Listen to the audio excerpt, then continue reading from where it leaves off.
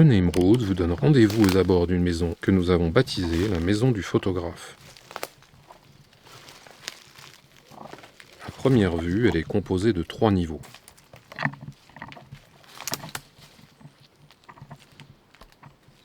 Une passerelle envahie de végétation permet l'accès au dernier étage.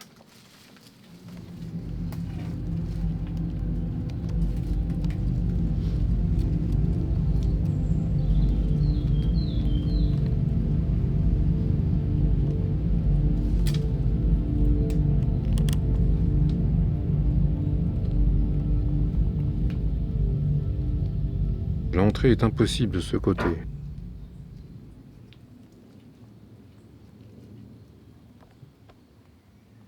Les plaques métalliques se déforment sous mes pieds, et ce n'est pas très rassurant. D'autant plus qu'il y a 4 à 5 mètres de vide sous le passage. Une cour arrière assez sombre donne accès à des dépendances.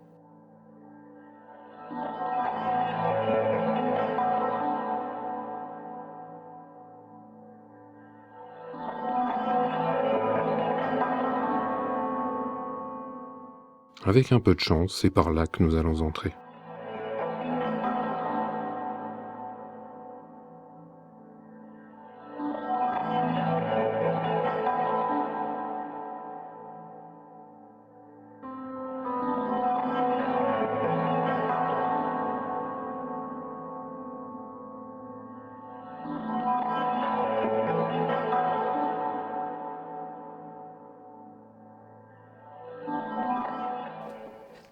Ça y est, nous sommes désormais à l'abri des regards.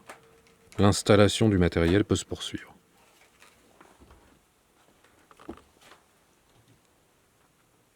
Nous découvrons une pièce aménagée en grenier, dans laquelle sont stockés archives, objets et cartons. L'humidité est présente, mais moins que dans la pièce précédente. Un guide technique, la photographie professionnelle.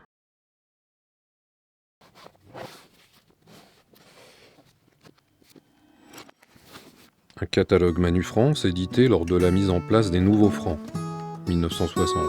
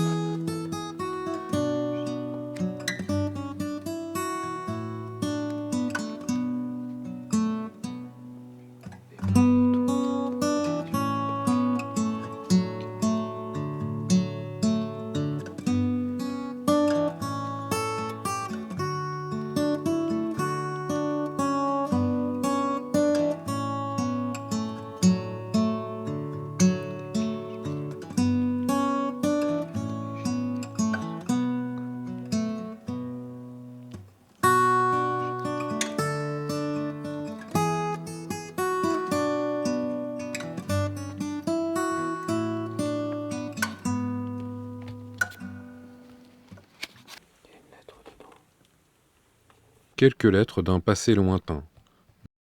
Cher papa, je suis bien arrivée. J'ai pris une bûche, je suis tombée le jour de l'arrivée. Mon genou me fait mal lorsque je marche et je ne peux pas plier ma jambe. J'espère que tu es en bonne santé. Bon baiser, Martine.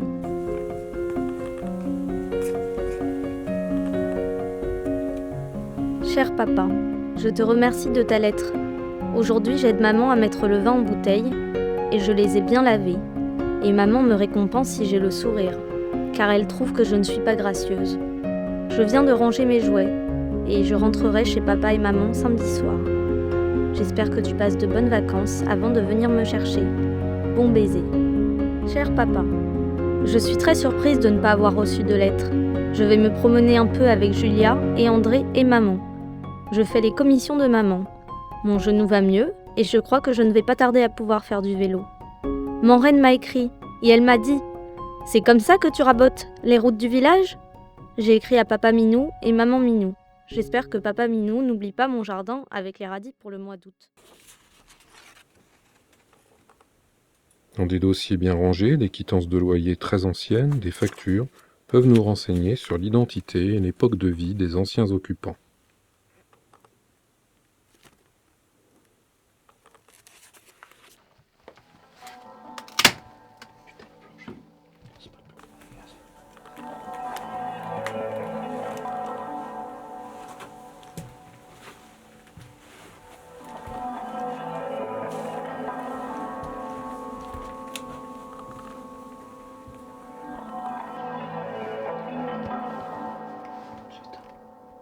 Extinction de la lumière, qui pourrait être vue de quelqu'un, depuis la rue assez proche. Cet endroit est la partie atelier. C'est ici que se trouve la chaudière de conception récente. Elle est à l'arrêt.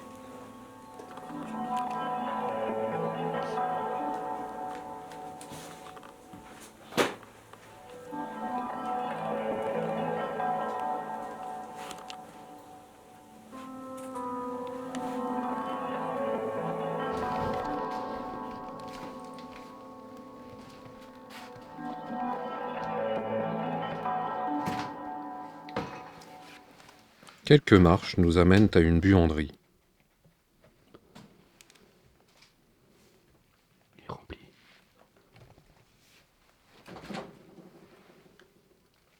Ici, du mycélium de champignons.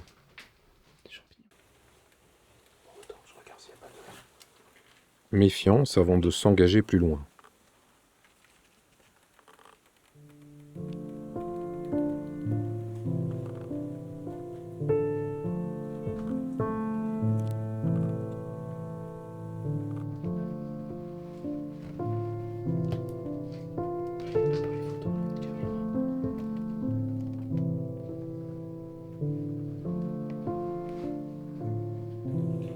La pièce est très encombrée, comme si on avait voulu y faire des travaux et qu'on y avait mis fin brutalement.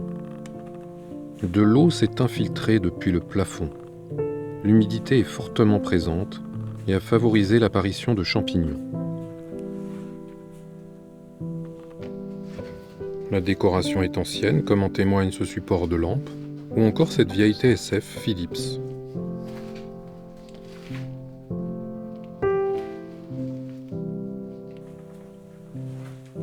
Un tableau représentant l'hiver.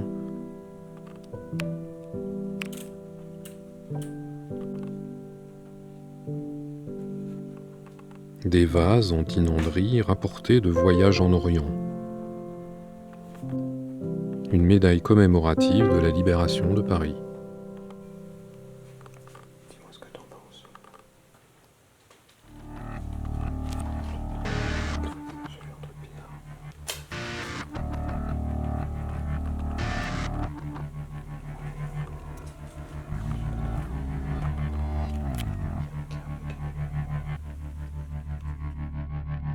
Une sonnette ou une alarme?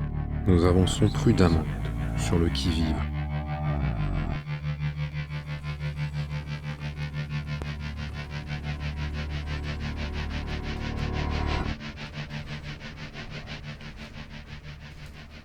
Dans l'évier de la cuisine, une bassine contenant de l'eau.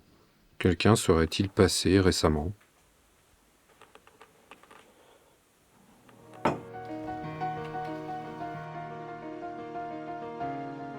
Le salon avec sa cheminée.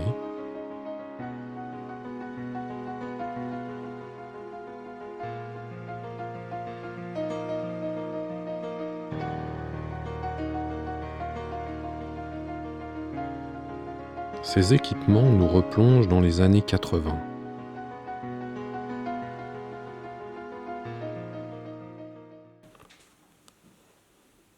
Ici, une marionnette peut être rapportée d'un voyage en Indonésie. Direction le premier étage, en silence. Les murs sont bien atteints par l'humidité, mais l'escalier reste en bon état.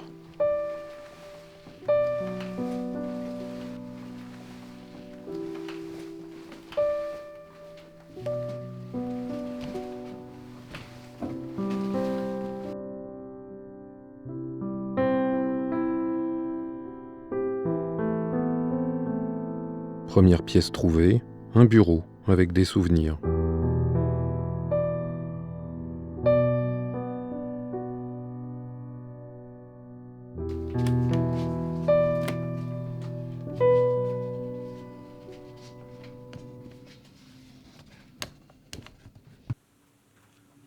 Des huiles et des gouaches. Une personne admirait la peinture dans cette maison et était peut-être peintre elle-même.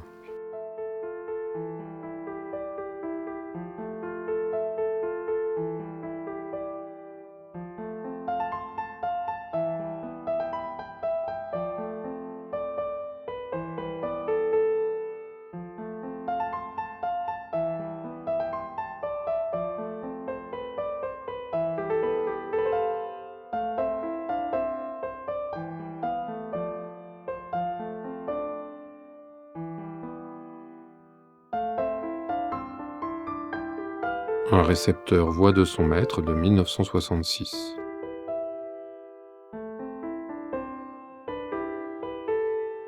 Des photos sur plaques de verre montrent une vieille chaumière et des gens travaillant la terre. Partout dans cette maison, des tranches émouvantes de la vie d'une famille.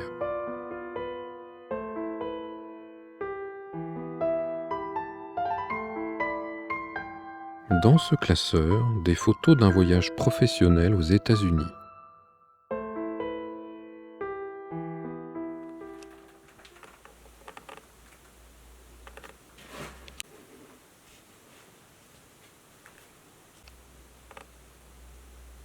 Un très beau masque, sans doute tibétain.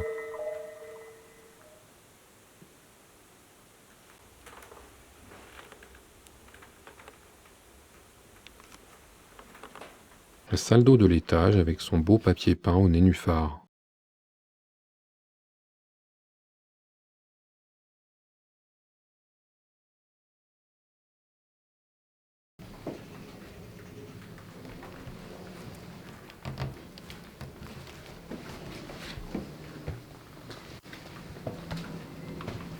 Un autre masque en bois, peut-être indonésien. Cette pièce a subi la plus forte exposition aux infiltrations. La moisissure est présente partout et donne aux murs des couleurs variées.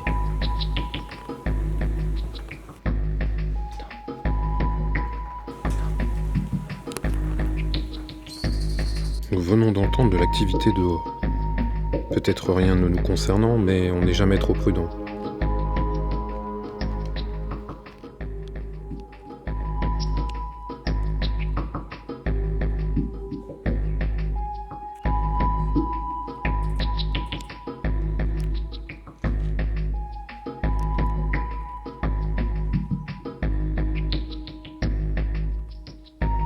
Sur une console du salon, des objets souvenirs de différents voyages.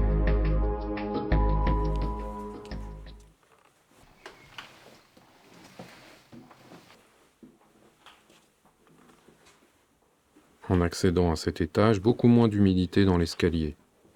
Curieusement, nous découvrons des plumes au sol.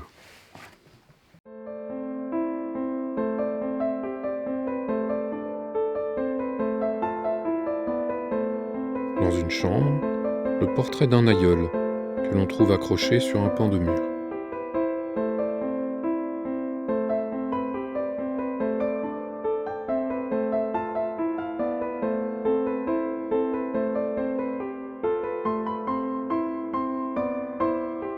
De ce côté, la porte d'accès à la passerelle, bien verrouillée.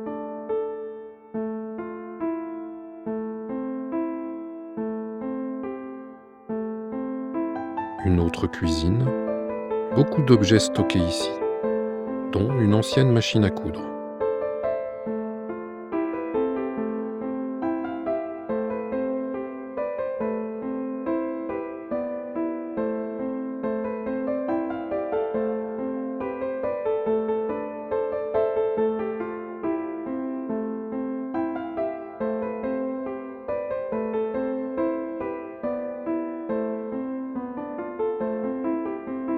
Nous venons de trouver l'origine des infiltrations. Souhaitons qu'une personne viendra y mettre un terme. Une bâche, fixée sur le toit, suffirait.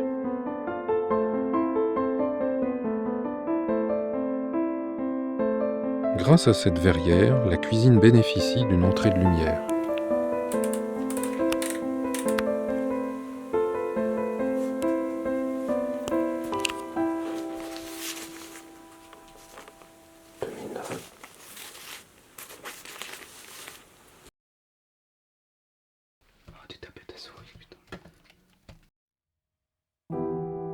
Un grand dictionnaire Larousse.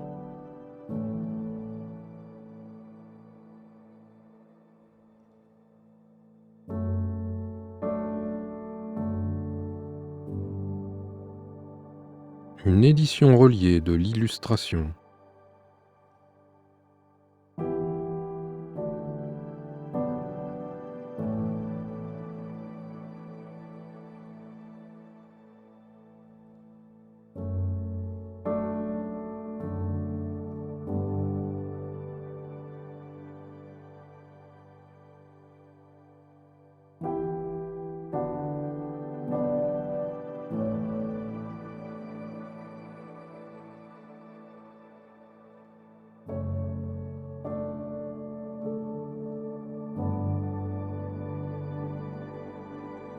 Une autre bibliothèque plus modeste.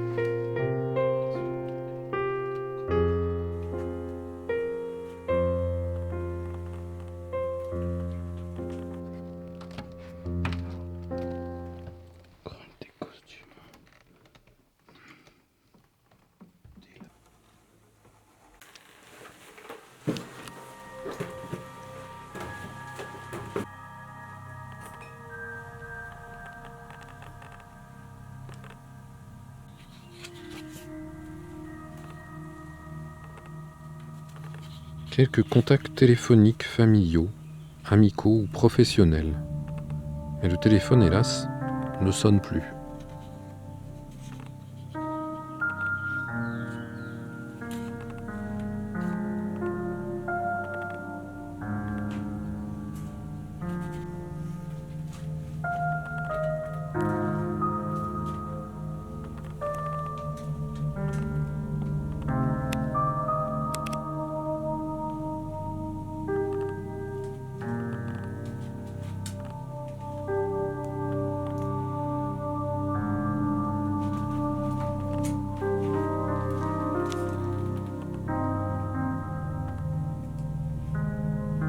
En revenant sur nos pas, notre regard se porte sur d'autres morceaux d'histoire de cette maison.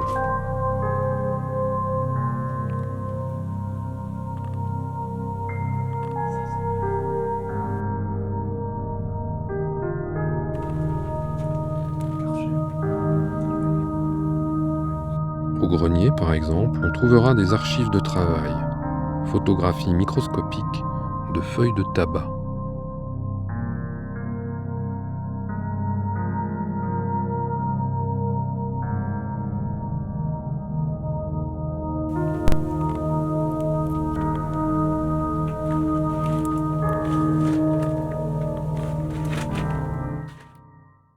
Il est temps d'envisager l'exfiltration en douceur de cette belle maison endormie.